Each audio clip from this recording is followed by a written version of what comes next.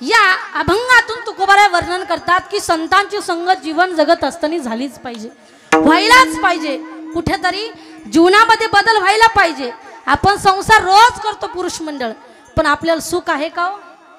हा बोला ना, घाणू आणू घेऊ. संसारामध्ये सुख आहे का? हा कारण संसार कसा आहे, दुःख बांधावाडी आहे हा संसार, दुःख बांधावाडी आहे हा संसार, दुःख बांधावाडी आहे हा संसार,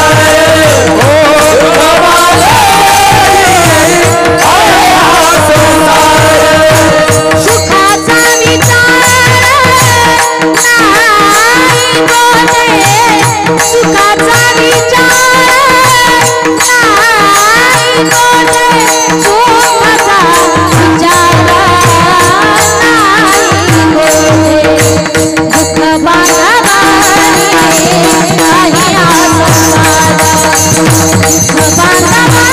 आहे हा संसार. सुखाचा विचार नाही गोटे, सुखाचा विचार नाही गोटे, सुखाचा विचार नाही गोटे, दुःख बांधावाडी आहे हा संसार, दुःख बांधावाडी आहे हा संसार. सुखाचा विचार नाही गोठे, सुखाचा विचार नाही गोठे, सुखाचा विचार नाही गोठे, दुःख बांधावाडी आहे हा संसार. मला सांगा संसार कसा आहे हो? हा दुःखाने भरलेला आहे. जसं जसं आपण संसारामध्ये सुख बघायला जाऊ तसं तसं आपल्याला दुःख जास्त मिळते, कारण दुःखाने भरलेला आहे संसार. माणसाला वाटतं की लग्न झालं की सुख मिळेल, समाधान मिळेल. मला सांगा लग्न झाल्याच्या नंतर सुख आहे का? हा समाधान आहे का? हा नाही. लग्न झाल्यानंतर तर अजिबात सुख नाही. नवीन नवीन बायको म्हणत असते, अहो तुम्ही माझे प्राणात आहात. 2-3 लेकरं झाल्याच्या नंतर ती म्हणते, अहो तुम्ही माझे नात आहात. आणि म्हातारपणाला ती म्हणते तुम्ही अनाथ आहात. लग्न झाल्यानंतर सुख नाही, समाधान सुद्धा नाही. मग तुम्ही म्हणताल मग सुख आहे कसं, कुठे भेटणार? माणसाला वाटतं की घर झालं की सुख मिळेल, गाडी घेतली की सुख मिळेल. असं योग येतो महाराज. बंगला झाला का माणूस टपकून जातो, पण त्या बंगल्याचं सुख भेटत नाही माणसाला. विठ्ठला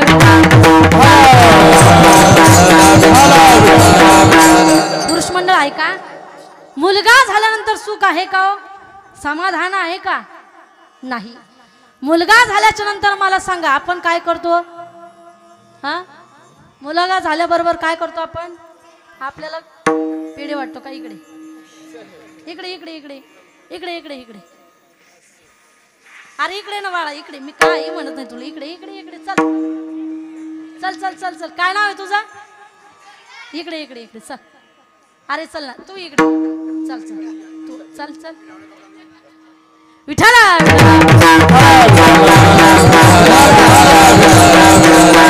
आता ते बोलणारच नाही.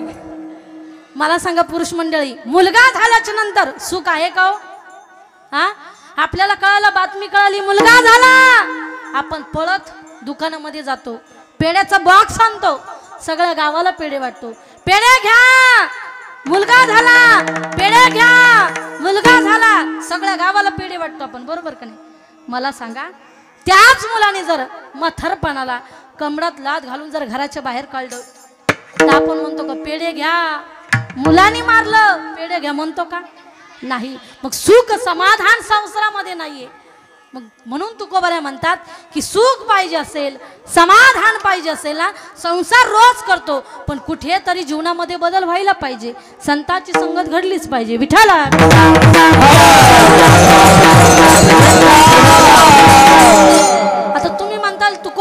काय गरज पडली आम्हाला सांगायची की संतांची संगत करा, कुठेतरी बदल व्हायला पाहिजे?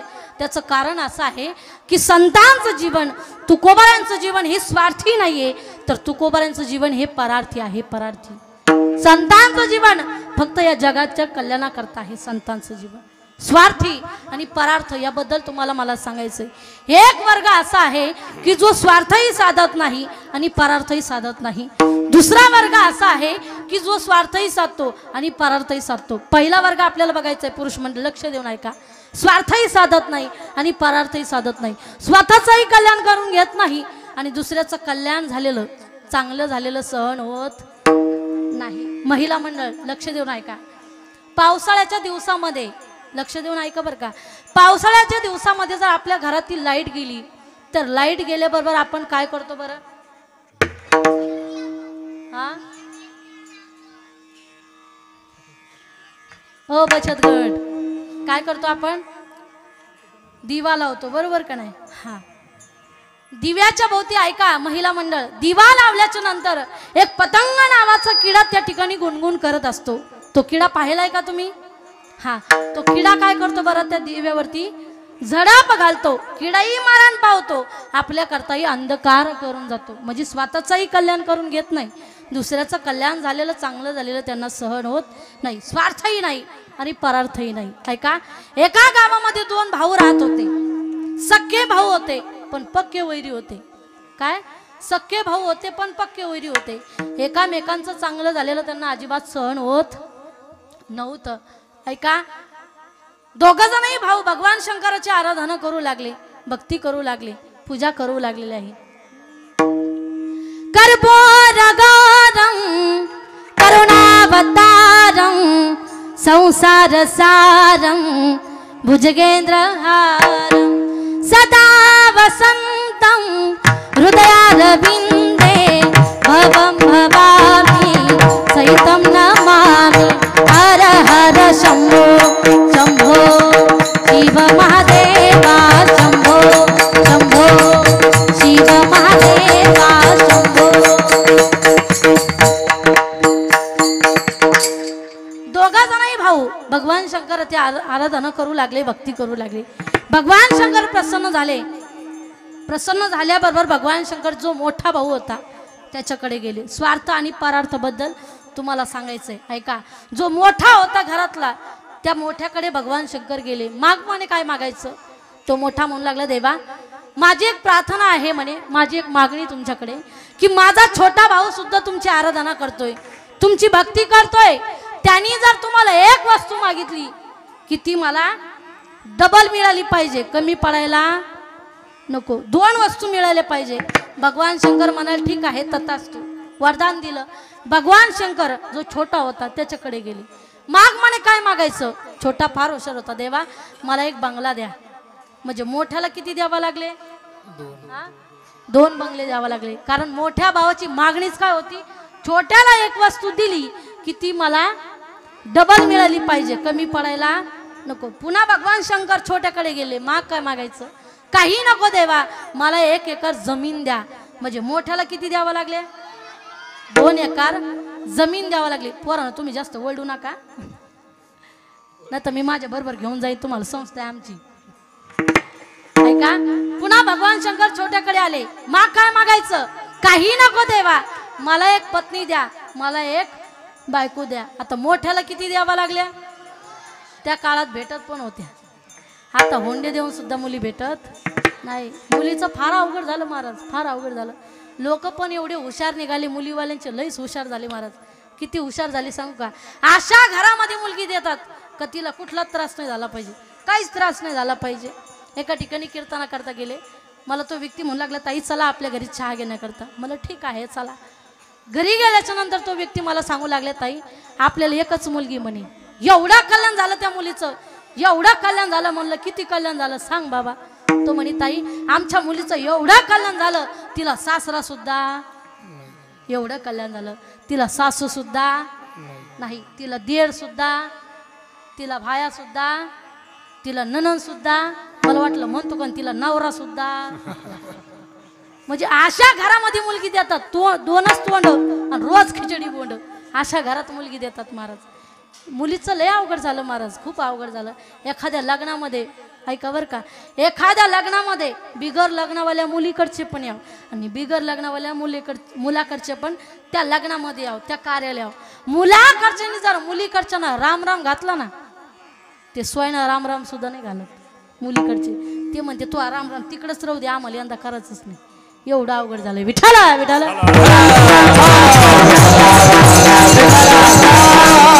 भगवान शंकर म्हणतो छोट्याला मागा काय मागायचं. छोटा म्हणतो देवा काही नको, मला एक पत्नी द्या. म्हणजे मोठ्याला किती द्यावं लागल्या, 2 पत्नी द्यावं लागल्या, 2 पत्नी द्यावं लागल्या. ऐका ना, भगवान शंकर पुन्हा छोट्याकडे आले. माग काय मागायचं, काही नको देवा, माझी एक हात जोडून विनंती आहे. माझा मोठा भाऊ सुद्धा तुमची आराधना करतोय, पण मी तुम्हाला एक वस्तू मागितली की ती माझ्या मोठ्या भावाला डबल होते, 2 मिळतात. त्याचं कारण काय आहे. भगवान शंकर म्हणतात की तुझ्या मोठ्या भावाची मागणीच अशी होती की तुला एक वस्तू दिली की ती मोठ्याला 2 मिळाले पाहिजे, डबल व्हायला पाहिजे. छोटा फार हुशार होता पुरुष मंडळ. ऐका ना किती हुशार होता. तो म्हणे देवा एक काम करा, माझा एक हात, एक पाय, एक डोळा जाऊ दे म्हणे. तुम्ही तर नुसतंच पाहते. मोठ्याचं काय झालं असेल, 2 हात, 2 पाय, 2 डोळे, म्हणजे शापच झाला. स्वार्थही नाही, परार्थही नाही. विठ्ठला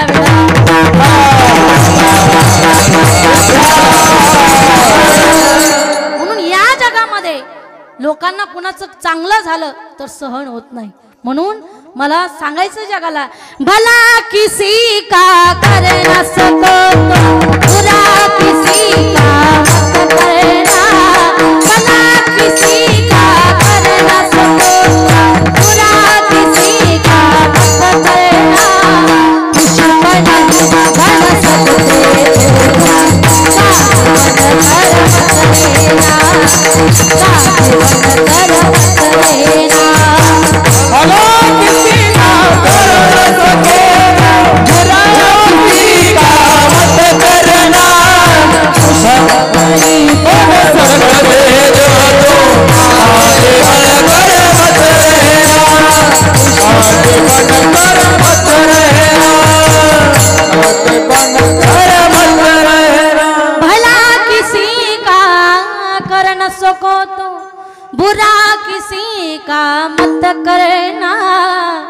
पुष्प नहीं बन सकते तो तुम कांटे बन कर मत रहना.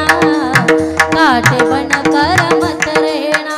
ऐका, एखाद्याला झोपडी बांधून देता येत नसेल तर देऊ नका, पण राहत्या त्या झोपडी तरी पेटून देऊ नका, पेटू देऊ नका. ऐका, एखादा रस्त्यानं चालतोय, त्याच्या रस्त्याने चालत असताना आपल्याला फुलं टाकता नाही आले तर टाकू नका, पण काटे बनून तरी उभा राहू नका. विठ्ठला म्हणून पत्थर एक बार मंदिर में गया तो भगवान बन गया. पत्थर एक बार मंदिर में गया तो भगवान बन गया. इंसान 10 बार मंदिर में जाता है मगर इंसान नहीं बन पाता. माणूस दर्शनाला रोज जातोय पण माणूस माणसाला ओळखत नाहीये. विठ्ठला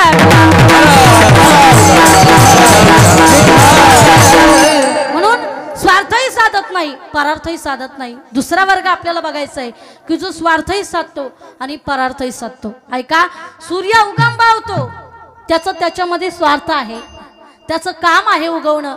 पण ऐका ना पुरुष मंडळ, मावळात असताना सगळ्या जगाला तो प्रकाश देत जातो, त्याचं स्वार्थही साधतो आणि परार्थही साधतो. नदी उगम पावते पण समुद्राला मिळत असताना ती गावगावी पाणी देत जाते. गावकऱ्यां लोकांचं ती कल्याण करत जाते, म्हणजे स्वार्थही साधते आणि परार्थही साधते. तिसरा वर्ग म्हणजे माझ्या संतांचं वर्ग आहे, संतांचं वर्ग आहे. बघा, संतांचं जीवन फक्त हे परार्थी आहे, जगाच्या कल्याणासाठी. जगाच्या कल्याणा संतांच्या विभूती. जगाच्या कल्याणा संतांच्या विभूती. जगाच्या कल्याणा संतांची विभूती.